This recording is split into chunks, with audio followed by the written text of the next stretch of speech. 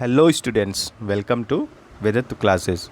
In democratic societies, the constitution often lays down rules that guard against the misuse of authority by our political leaders. Democratic societies में क्या होता है? Constitution rule बनाता है. जो constitution ज़मीन पे रूल लगाता है, क्या करता है कि कोई अपनी अथॉरिटी का मिसयूज़ न करे. जैसे स्वतंत्रता का अधिकार है, मतलब स्वतंत्रता किस चीज़ की? फ्रीडम ऑफ सपोज स्पीच है ना, बोलने का अधिकार. अब सोचिए सरकार आपके बोलने के अधिकार पे पाबंदी लगा दे, अब कैसे लगाएगी? ये भी अब बोलने पे पाबंदी लगाने का मतलब है कि आप कुछ भी तो नहीं बोल सकते हो. चलो हम कुछ भी नहीं बोल सकते हैं, पर अगर हम कुछ जेन्युइन बोल रहे हैं, सरकार हमें दबा रही है, वो गलत है. तो इसको कहने का मतलब होता है बोलने की पाबंदी. जैसे प्रेस है, प्रेस में कोई न्यूज़ चल रही है, अब उसको सरकार अपने इन्फ्लुएंस से दबाने की कोशिश करे तो that thing will go on. हम पढ़ रहे हैं चैप्टर 8 का पॉलिटी. पहला लेसन है आपका और ये दूसरा part. In the case of Indian constitution about which you will read more later in this chapter, many of these laws are contained in the section of fundamental rights. ज़्यादा से ज़्यादा जो नियम है वो कहाँ है? फंडामेंटल राइट्स में. You read about how the Indian Constitution guarantees the right to equality to all person and says that no citizen can be discriminated against on grounds of religion, race, caste, gender and place of birth. Fundamental right में आपने देखा था, मतलब हम कोई भी discrimination या भेदभाव नहीं कर सकते हैं. किस बेसिस पे? रिलीजन के आधार पे, धर्म के आधार पे, race, caste, gender, place of birth. The right to equality is one of the fundamental rights guaranteed by the Indian Constitution. अब right to equality जो है, इक्वालिटी का अधिकार, समता का अधिकार, ठीक ना? तो ये कौन गारंटी देता है हमें इसका? Fundamental right. Another important function of the Constitution plays in a democracy is to ensure that a dominant group does not use its power against other. जो डोमिनेंट ग्रुप है अपना पावर दूसरे के खिलाफ नहीं इस्तेमाल करे. लेस पावरफुल पीपल और groups. The story board below demonstrates one such situation in the classroom. ऐसा सिचुएशन कैसा आता है? क्लासरूम में ये जो बोर्ड बनाया है इन्होंने उस पर शो कर रहे हैं. चलो अच्छा देख लेते हैं क्या कह रहा है.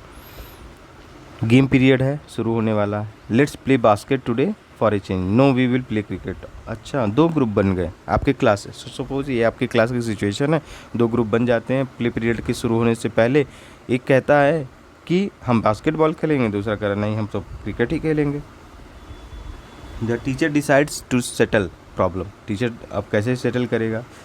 अब दूसरा सोच रहा है कि हम जीत गए चलो. Obviously there are more boys in the class.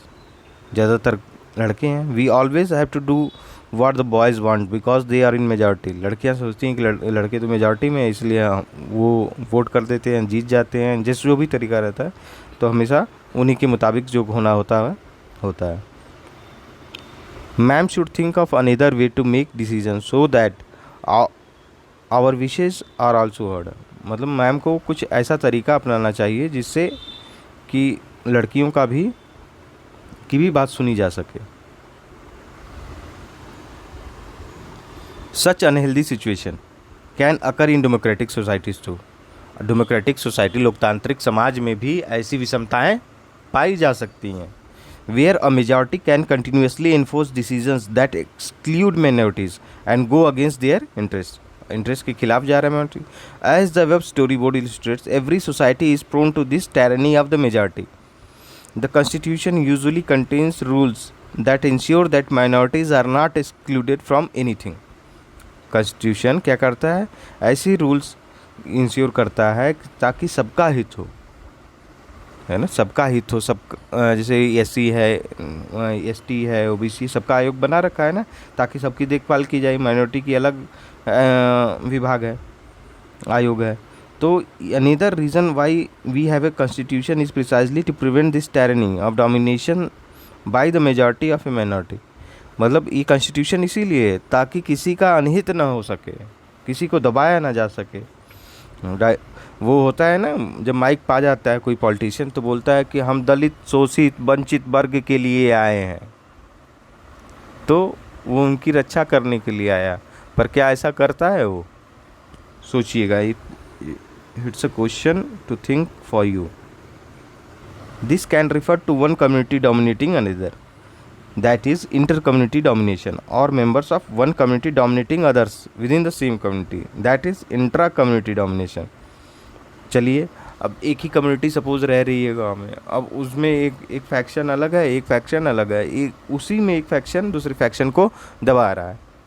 Suppose जो मेजॉरिटी में है वो माइनॉरिटी को दबा रहा है. ये हर जगह आप अपनी सोसाइटीज़ में देख सकते हैं, और हमें इन्हीं चीज़ों को अवॉइड करना है. हम किस लिए पढ़ रहे हैं? ताकि हम ये ऐसी सोसाइटी का निर्माण में योगदान न दें, ताकि हम लोगों को सिखा के एक हेल्दी सोसाइटी, एक स्वस्थ समाज का निर्माण कर सकें. That's why we are reading polity, to know our rights and to respect others right. The third significant reason why we need a constitution is to save us from ourselves. हमें अपने आप मतलब कि खुद को बचाना है, अपने आप से नहीं. अब खुद को बचाना है, कैसे बचाना है?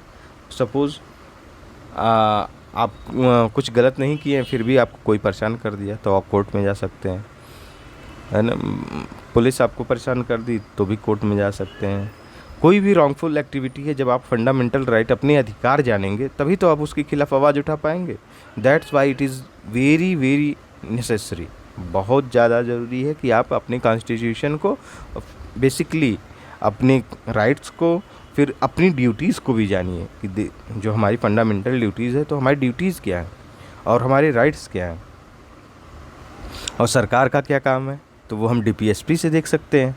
बाकी कॉन्स्टिट्यूशन सारी चीज़ें ले करेगा ही. This may sound strange, but what is meant by this is that we might at times feel strongly about an issue that might go against our larger interest, and the constitution help us guard against this. Look at the storyboard below to understand this better. अब फिर इस जो चीज़ इन्होंने कहा, फिर एक story board से इनको एक्सप्लेन करना चाहते हैं. आइए इसी स्टोरी बोर्ड से तब उसको समझते हैं.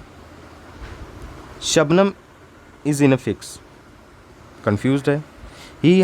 She has a decision to make, उसको डिसीजन बनाना है शबनम को. I have 2 chapters left to revise for tomorrow's test.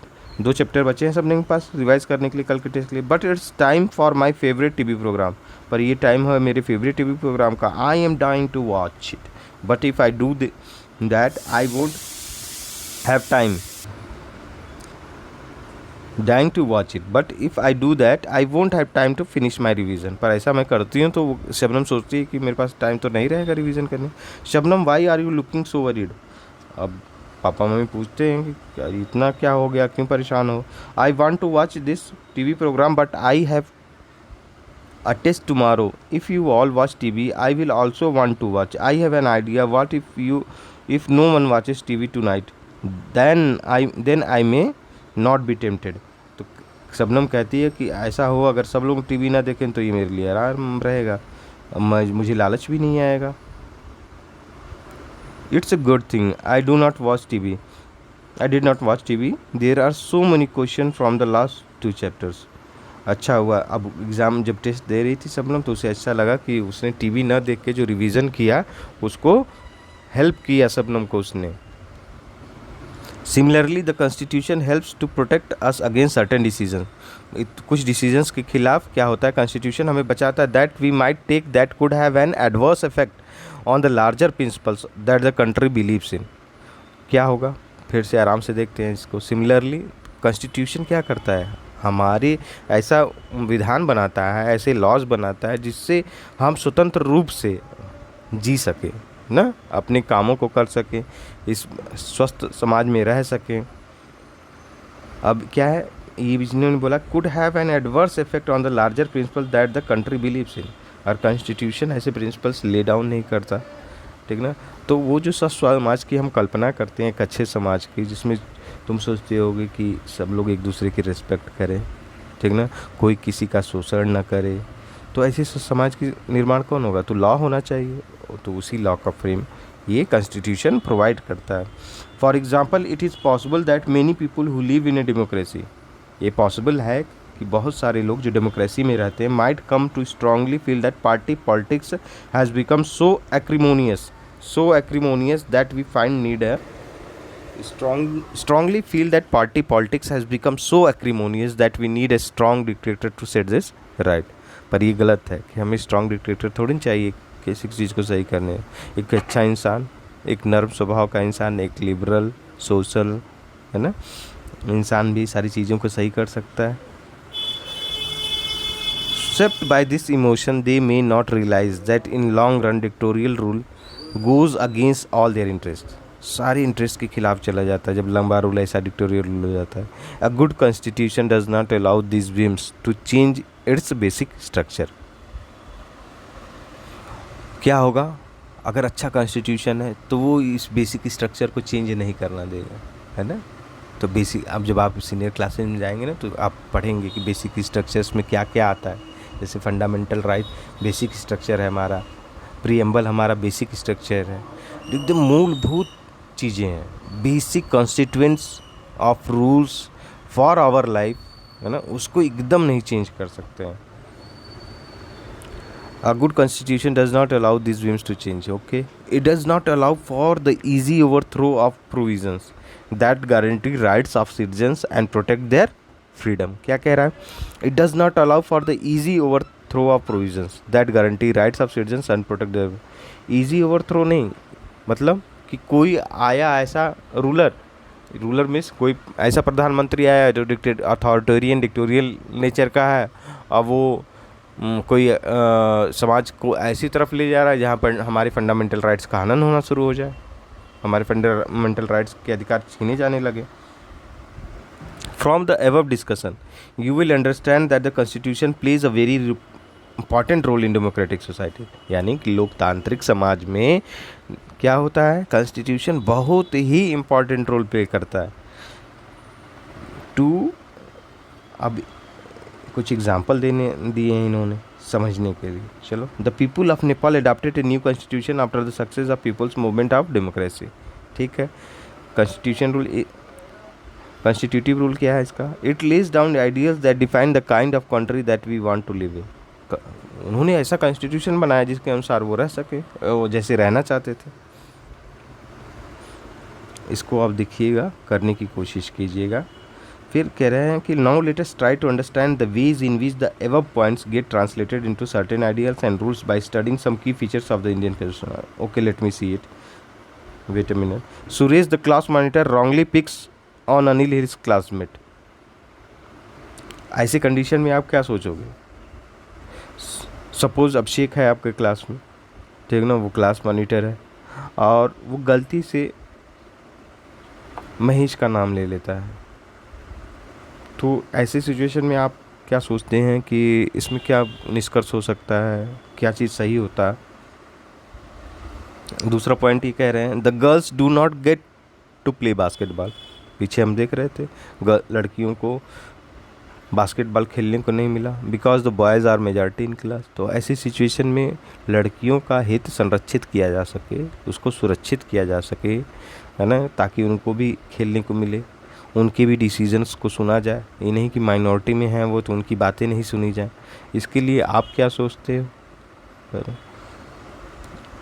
उसके लिए जो अभी आप सोचते हो उसको आप लिख के मुझे भेज सकते हो, ताकि मैं देख के उस पर कमेंट करूँ आपको। Shabnam decides to revise her chapters instead of watching TV. Shabnam got a good decision, but other thing what Shabnam can do.